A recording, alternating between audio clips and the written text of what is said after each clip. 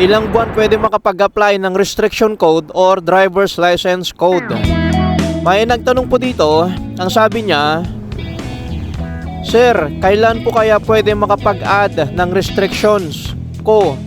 Dati kasi akong AA1.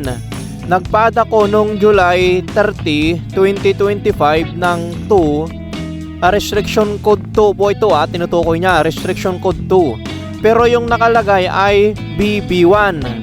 Nagpa-add po siya ng restriction code 2. Ngayon, ang nakalagay po ay BB1.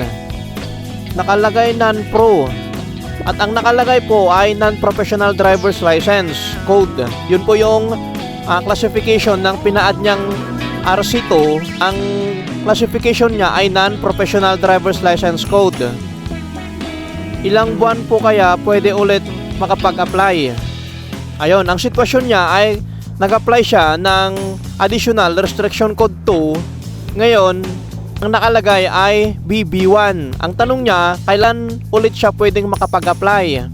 Bago po natin sagutin ang tanong niya, shout out muna natin si Paul Kylie Austria from Batangas. Dahil ikaw ang unang nagpa-shout out, message mo ako sa aking FB page, Responsible and Law Abiding Driver, with your GCash number at bibigyan kita ng pang-load mo. At sa mga bago pa lang dito sa aking YouTube channel, huwag niyo pong kalimutan mag-subscribe at pindutin natin ang notification bell para ma-update po kayo kapag meron akong bagong upload na video.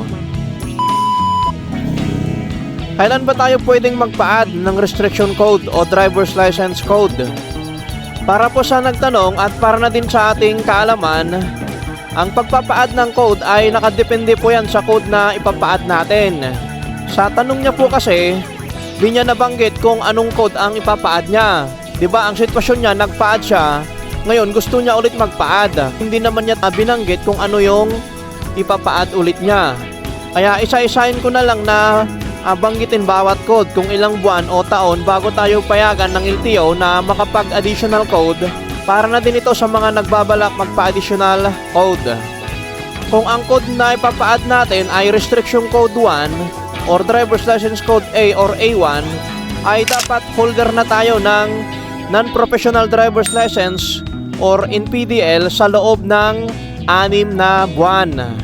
Kung ang ipapa-additional naman natin ay RC2 or RC4 or DL code B, B1 or B2, dapat holder naman na tayo ng NPDL sa loob ng 1 taon. Kapag ang ipapa-add naman natin ay RC3 or 5 or DL code C, dapat holder naman na tayo ng Professional Driver's License or PDL na may code na B2 or RC2 sa loob ng 4 na taon. Kapag ang ipapa-add naman natin ay RC3 or 5 or DL code D, dapat holder naman na tayo ng PDL or Professional Driver's License code B1 or RC2 sa loob ng 4 na taon. Kung ang ipapa-add naman natin ay RC6 or 7 or DL code BE, dapat holder naman na tayo ng DL code B, B1 or B2 or RC2 sa loob ng 3 taon. Kung ang ipapa-add naman natin ay RC8 or DL code CE, dapat holder naman na tayo ng DL code C or D or RC3 sa loob ng 6 na buwan. Sana nasundan at naintindihan po ninyo, lalo na po sa nagtanong. Alam kong marami pa rin ang nalilito tungkol dito sa bagong format ng ating driver's license. Nakakalito naman kasi talaga to. Marami naman na akong uploaded dito sa aking YouTube channel tungkol sa driver's license. Manood lang po kayo para mas lalo pa ninyong maintindihan. Kasi kung di mo talaga unawain, di mo talaga ito maiintindihan, malilito ka talaga. Maraming salamat po sa panonood and God bless. Sumunod po tayo sa mga batas trapiko para maging responsible and law-abiding driver tayo. Mag-ingat po tayo sa ating pagmamaneho.